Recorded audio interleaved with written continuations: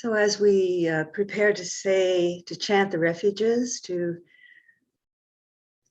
I always have this sense of entering into this ancient lineage. It feels like joining with beings from the past, present, and future.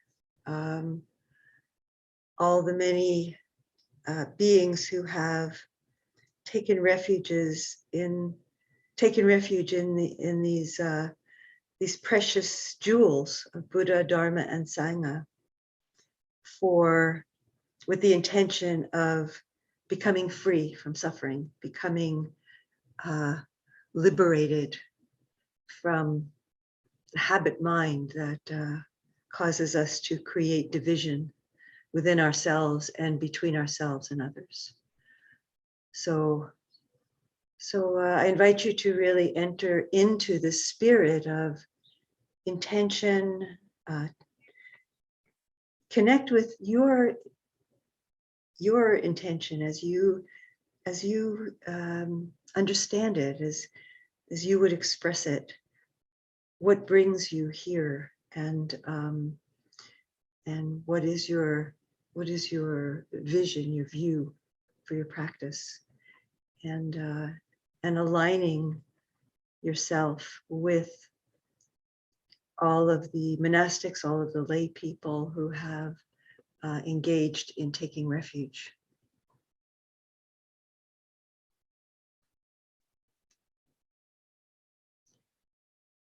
Namo tassa bhagavato arahato samma sambuddhassa.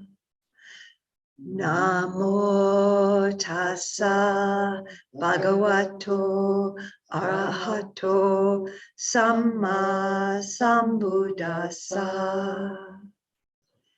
Namo tassa bhagavato arahato samma sambuddhassa.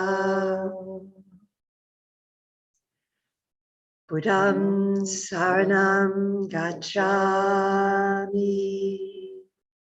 Dhammam saranam gacchami.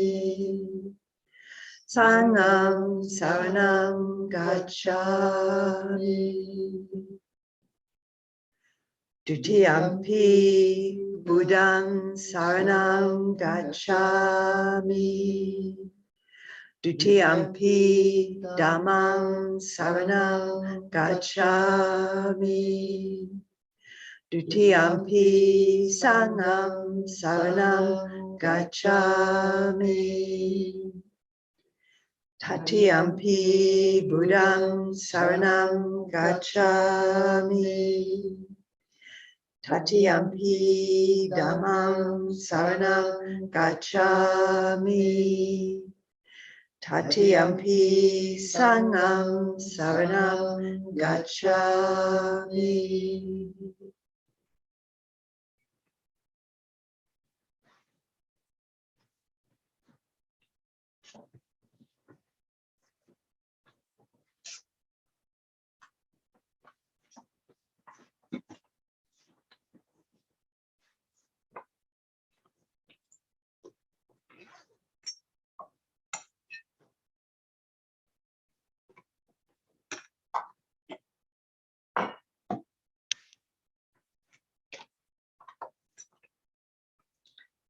So now we will chant the precepts, and I invite you to feel very welcome to engage with these as feels most accessible, appropriate to you, or even if it maybe you want to stretch a little bit and chant them, even if you're not 100% understanding.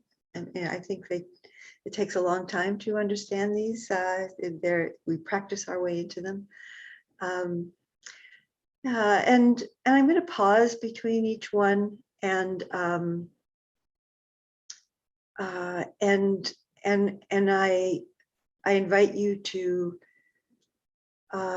reflect on the meaning of, like perhaps reading the English and reflecting on the meaning of it, and in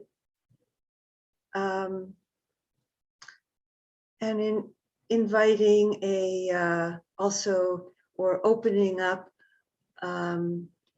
a reflection on what does it mean not only to refrain from doing the harm, but also to cultivate doing what is positive. What comes to mind for you as doing the positive, the cultivation of this precept?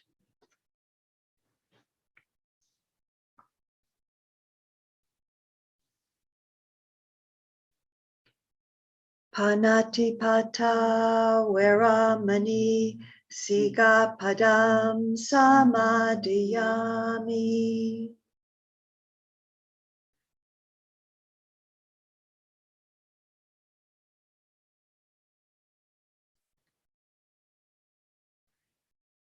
Adinadana Veramani Sigapadam Samadhiyami.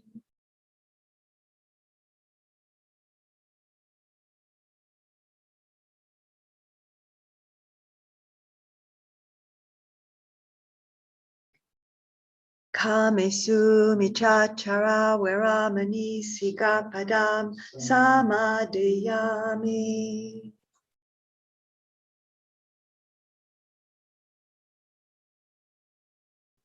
Musawada Veramani Sigapadam Samadhiyami.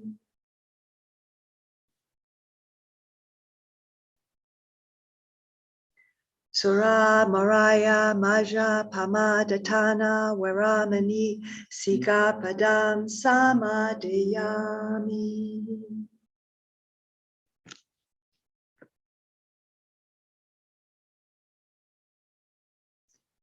Idam misila magafala nyanasa pachayo hotu.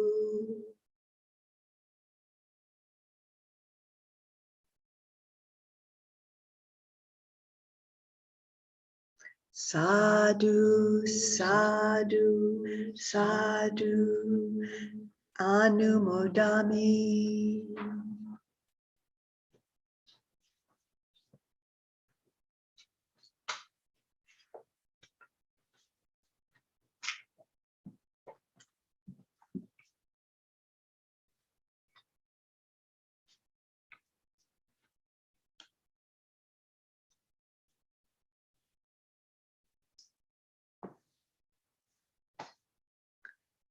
As we begin our practice, I'd like to just bring into this circle Véronique Gagnon, who had surgery yesterday. And so she's a regular member of our community. So just keeping her in mind and wishing for a speedy healing and recovery.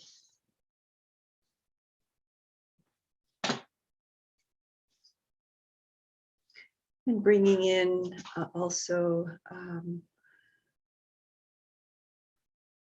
all those who come into our hearts and minds who are in any way suffering, struggling,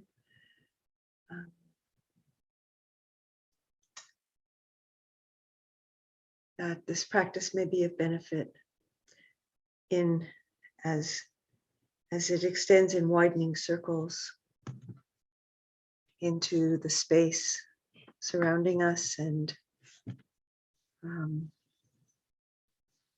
with boundless benefit.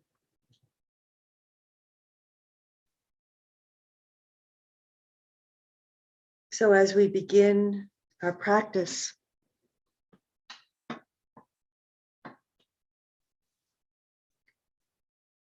let's invite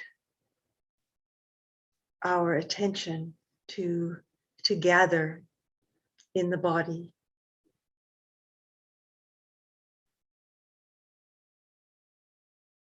the attention, which tends to be so dispersed and scattered, and thinking of things that have happened in the past and things that we intend to do in the future, and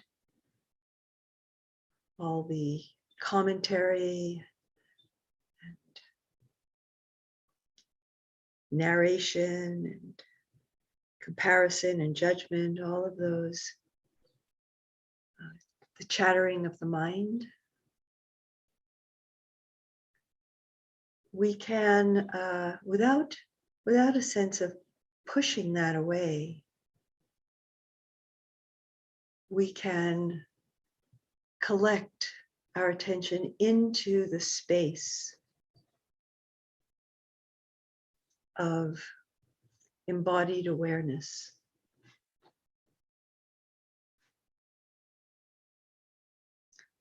And we find that as we give space, which is non-reactive, which is kind, which is accepting and allowing just whatever those energies are to be as they are, we may find them sooner or later settling, slowing down, perhaps hooking our attention less.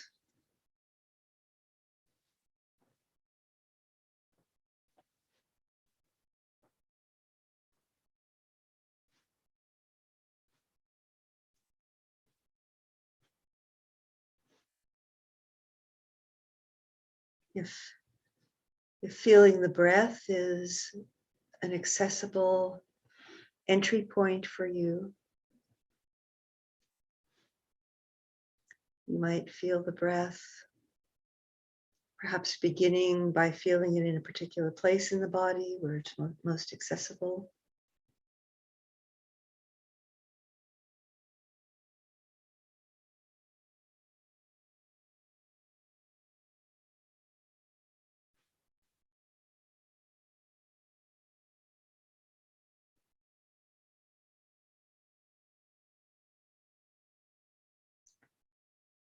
And bringing a kind of energy, a gentle, sustained energy to the breath, to feel the whole duration of the breath,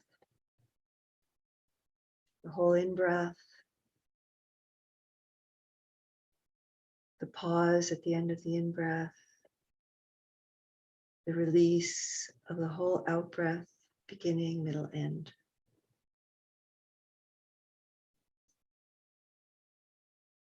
And then the space before the next in-breath arises on its own,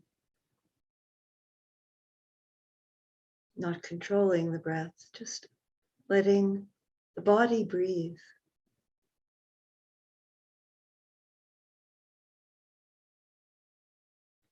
And letting the attention rest in the body.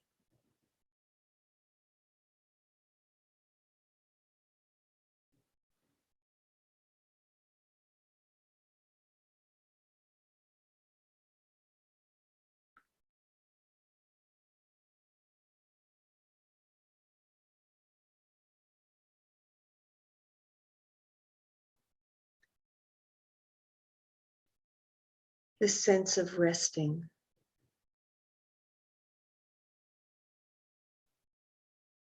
Not striving, not straining. A resting which is energized. It's not slack, it's not zoning out. It's an awake resting, alert resting.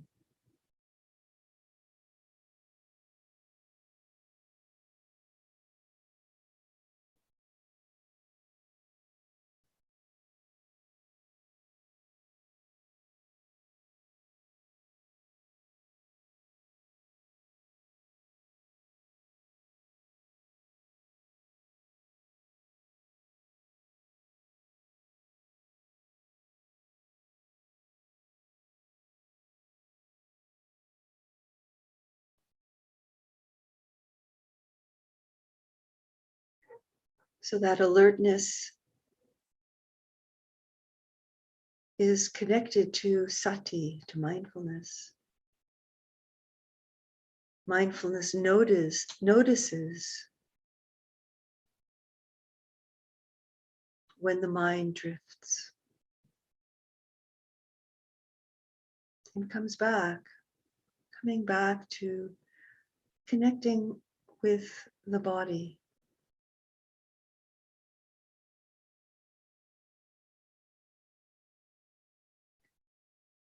Awareness of the body in the body.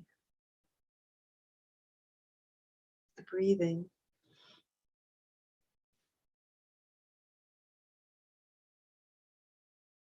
The energy of the body.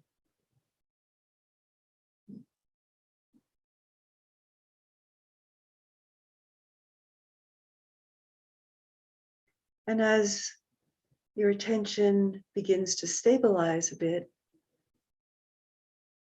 widening out to rest in the whole body, a whole body awareness.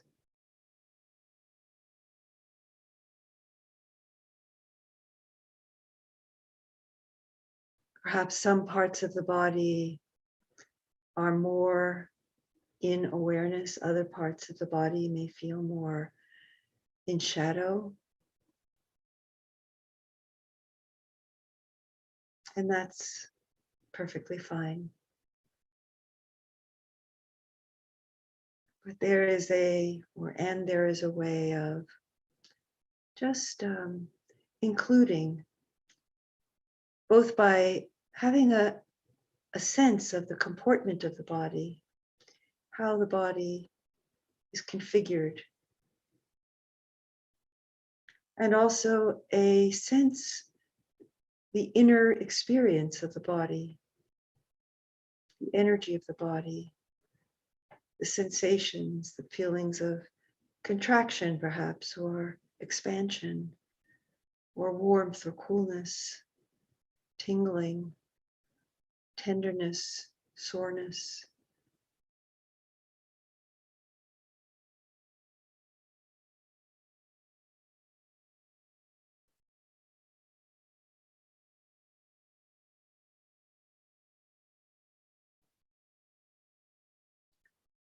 I invite you to let your experience of the body, your sense of the body, to be soft, to not have a hard edge, not solidifying it,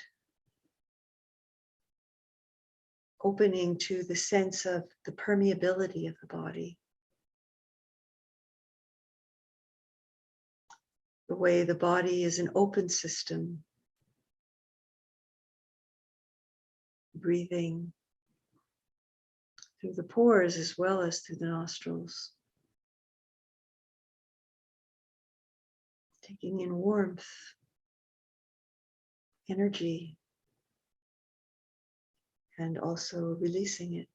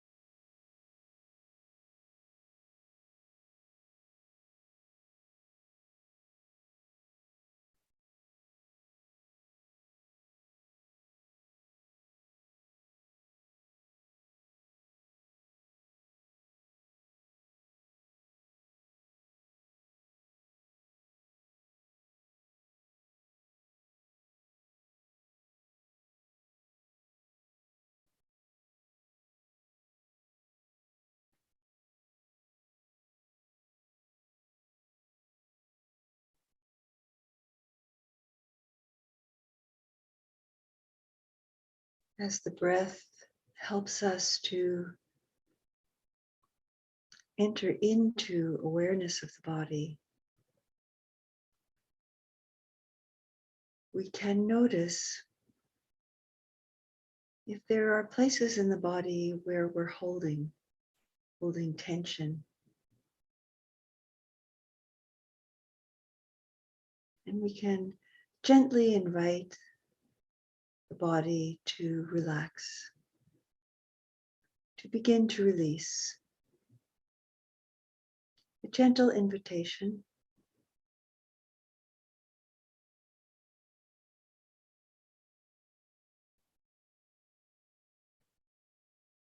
Perhaps we can reassure the body that the body is safe. This being is safe, not being judged.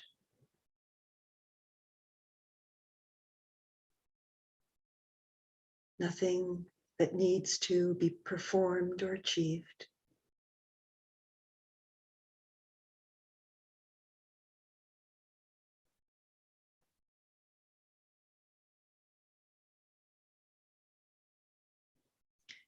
Just an intention to rest, to come home,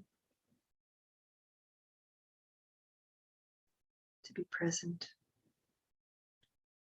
in this moment, in this body.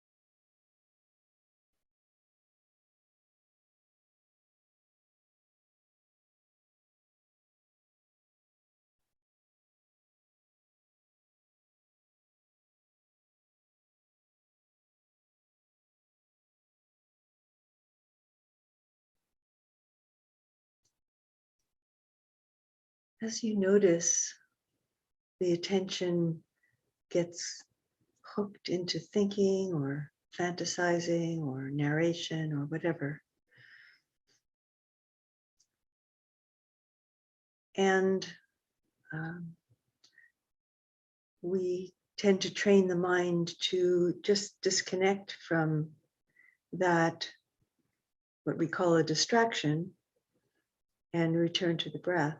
And this is a good training. It trains the mind to develop more capacity to be steady and so on. It's also a practice which is part of insight meditation or vipassana meditation to shift your attention so that you're actually, instead of being at the effect of, instead of the mind, the energy of the mind being pulled along by the thought or fantasy or inner narration or whatever it is, emotional state, to kind of just turn toward it, to turn the attention toward it. Like, so shifting from being it to being aware of it.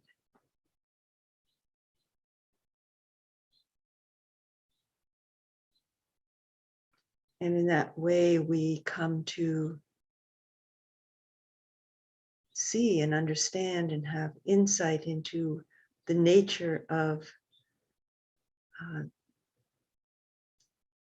things that afflict the mind, that enter the mind, that preoccupy the mind. And our relationship changes. Generally, when we turn our attention toward, when we are observing or witnessing the activity of the mind, it doesn't, we're not feeding it, we're not giving energy to it. And so it dissipates. And so we can see its impermanent nature. And we might feel in the wake of it the effect that it has on the body in the wake of this thought or emotion or fantasy. What is the resonance of that, or the reverberation of that in the body? So that is one of the parts of insight meditation called investigation.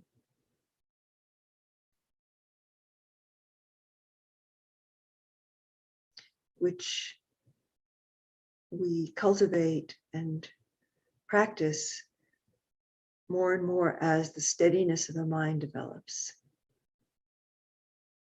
Because it requires a certain steadiness of mind to turn toward the activity of the mind rather than getting caught up in it.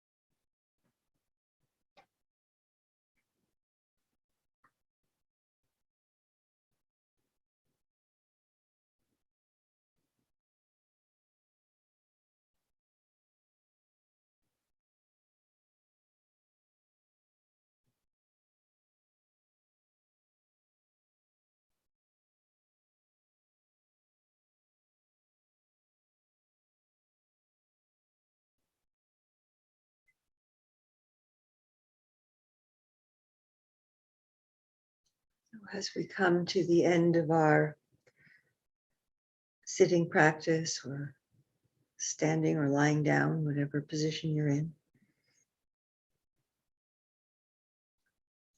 I invite you to take in, to bring awareness to the goodness, the blessing of the practice. Perhaps a moment of the mind becoming more still, of the body feeling more calm and relaxed, of finding a sense of spaciousness of mind, to let go of habitual thoughts and reactive patterns. Just taking in the blessing of that, the goodness of that, the joy of that, the healing of that.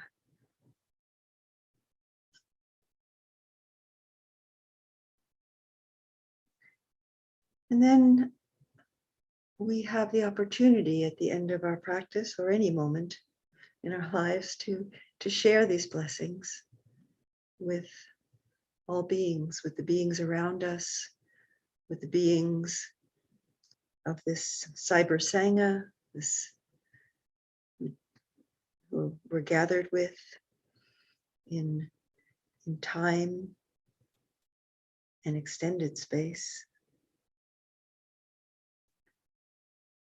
and all the beings in our lives and in our awareness, and boundlessly.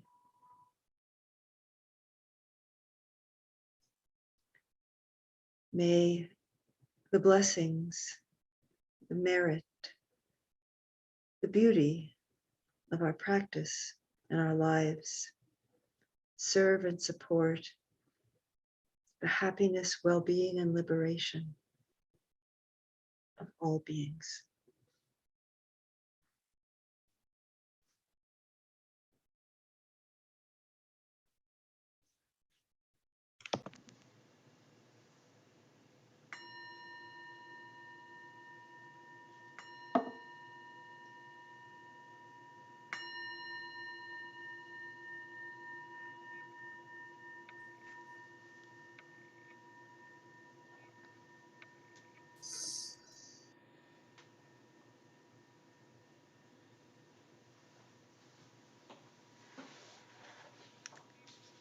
So please take a moment to release your posture, to stretch.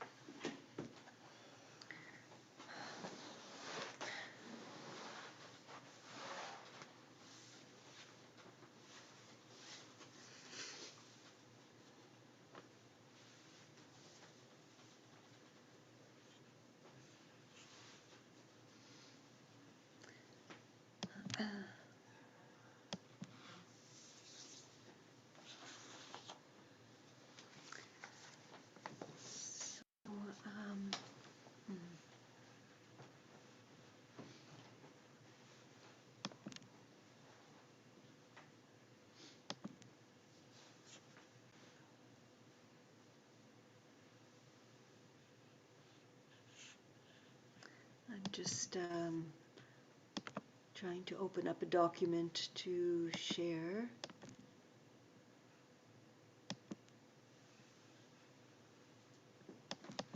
We're going to continue reflecting on the precept of speech um,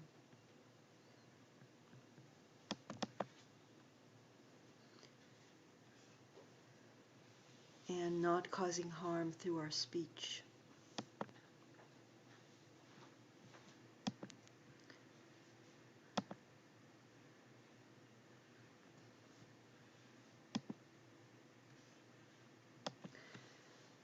Um, so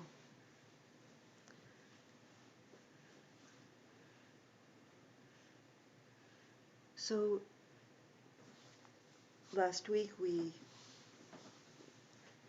reflected on refraining from false speech, from lying, and speaking the truth, um, and that's a deep practice. We it's there's a very important connection between practicing refraining from lying and um, and finding the inner presence to be in our truth and to speak our truth kindly and courageously. So, so that's a really beautiful practice, and um, and I'm going to focus this week on about not talking about others' errors and faults.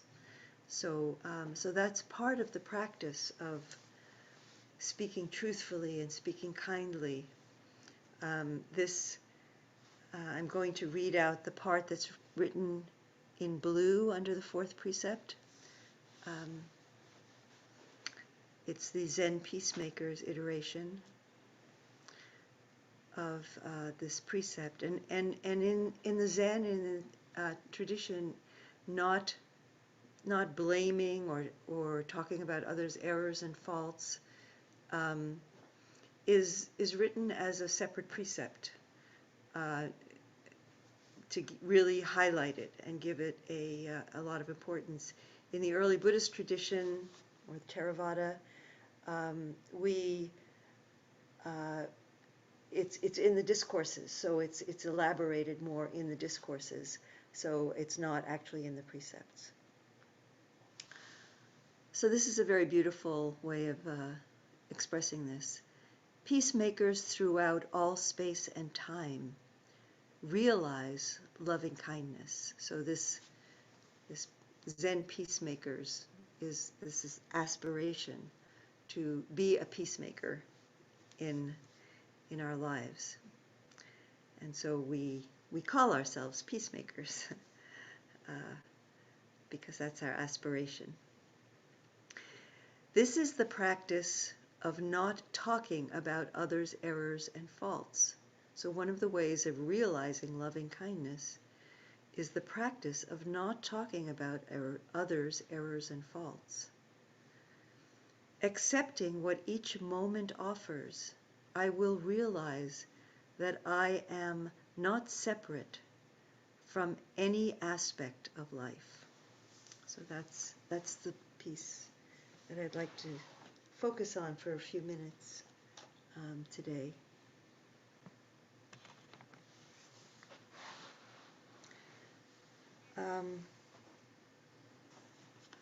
I mentioned to the Sangha in the past that I've been using this book, Waking Up to What You Do, by Diane Ishin Rossetto, as a kind of a source and reference book, and she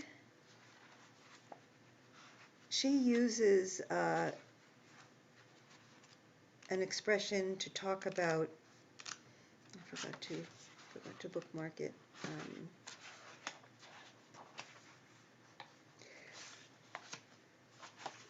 About opening to the possibility. Let me find it.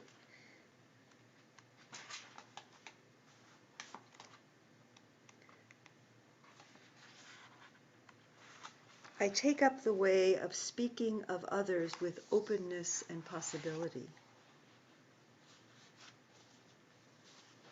I really like that expression of not talking about others' errors and faults, because when we talk, and it's so prevalent, this, as we gather in whatever ways that we gather, online or in person, in workplaces, in recreational spaces, there is a real tendency among many people to talk about others who are not present, and to criticize them.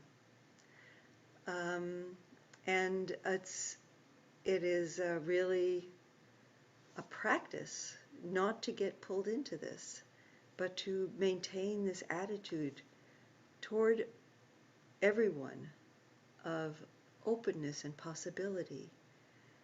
So not to freeze somebody or solidify them in terms of a particular behavior that they have demonstrated. And, so why do we do this? Why do human beings do this, and why is it so prevalent? And one reason could be that it creates a sense of, it's a way of bonding. It's not a very skillful way, but it is a way of bonding, like, oh, we're somehow not that. We're not like that. Or we know something together about that person or about that group. And of course, at its extreme of racism and homophobia and transphobia and xenophobia, it is extremely exclusionary and causes great, great harm. There's a quote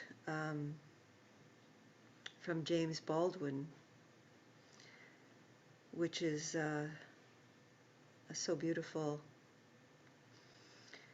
It's a terrible and inexorable law that one cannot deny the humanity of another without dismissing one's own.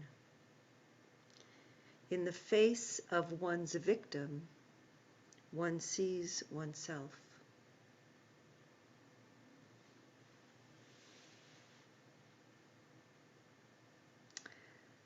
So not talking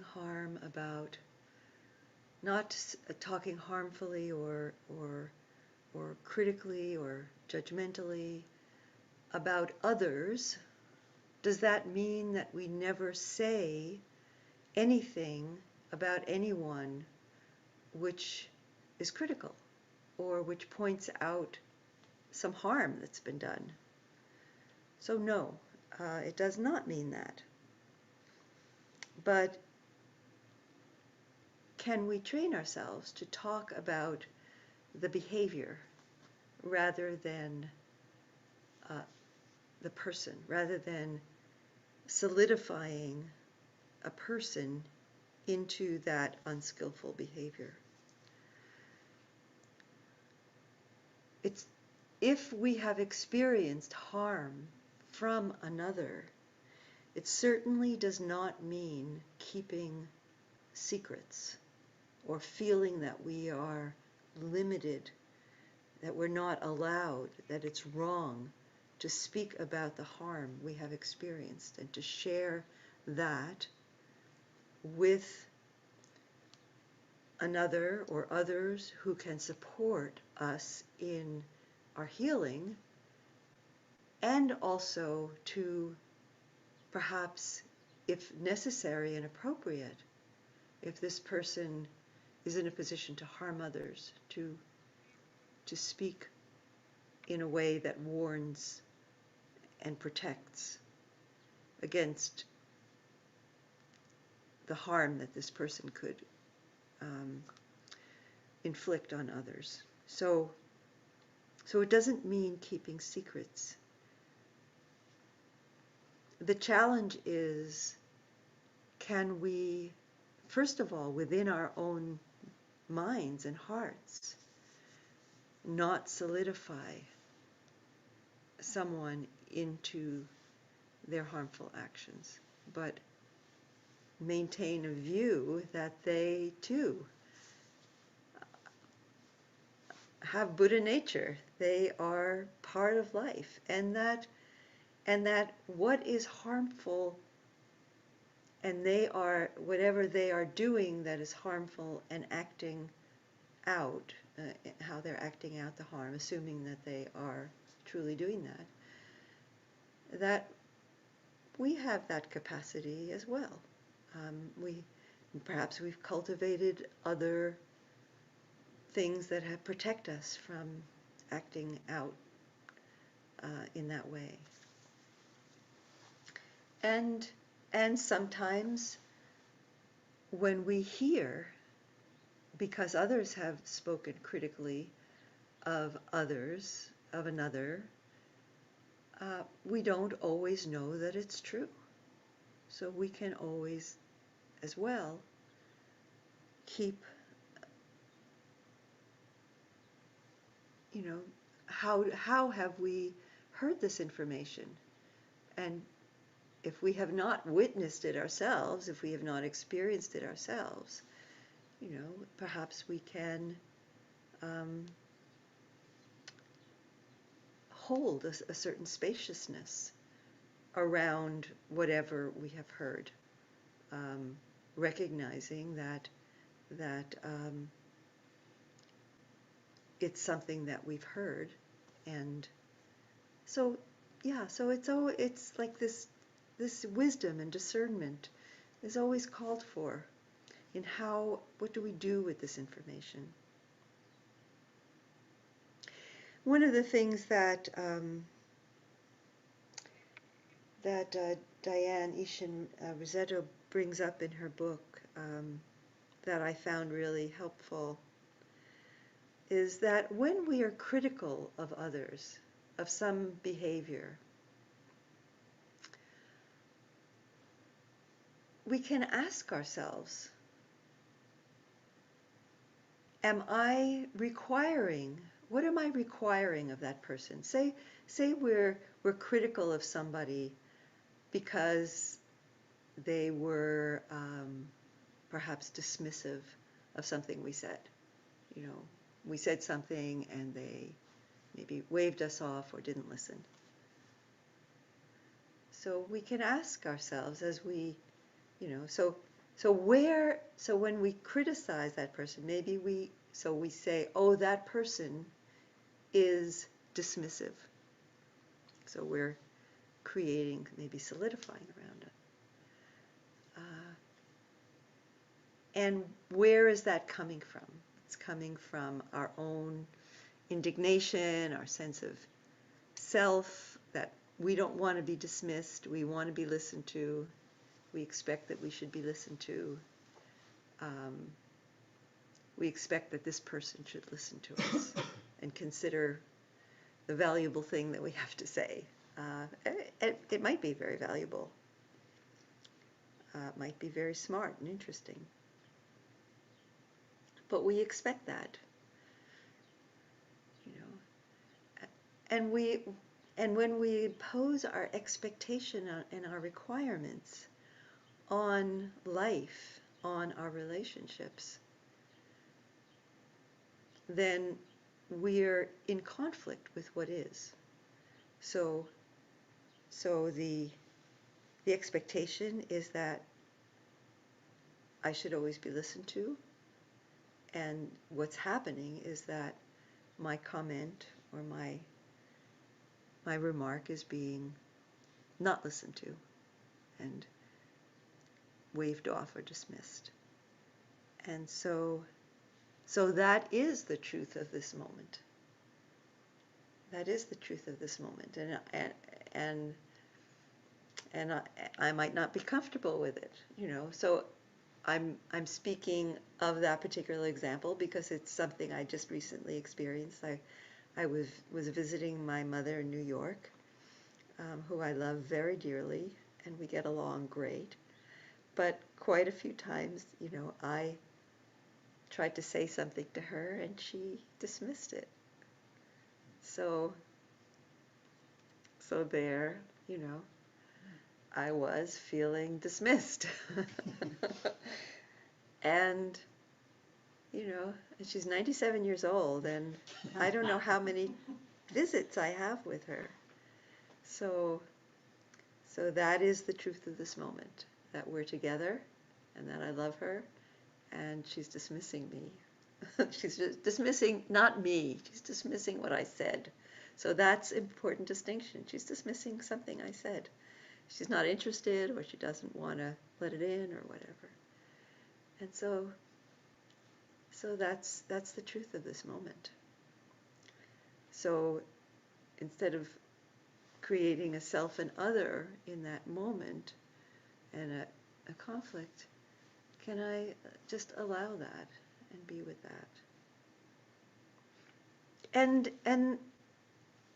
it might be that at another moment one might not allow it, or one might, without solidifying, might address it and might say, I, I tried to say something to you that I felt was important, and I felt you weren't listening. Could you listen for a moment, because I feel it's important. So there are ways of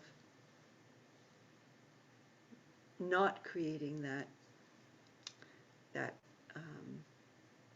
sense of self and other, but keeping an openness and possibility in the way that we respond. So I'll stop there. I've gone a bit over time. So thank you. Thank you for listening and for being here. So, oh, I forgot to stop the share. So that's okay. You didn't have to look at me.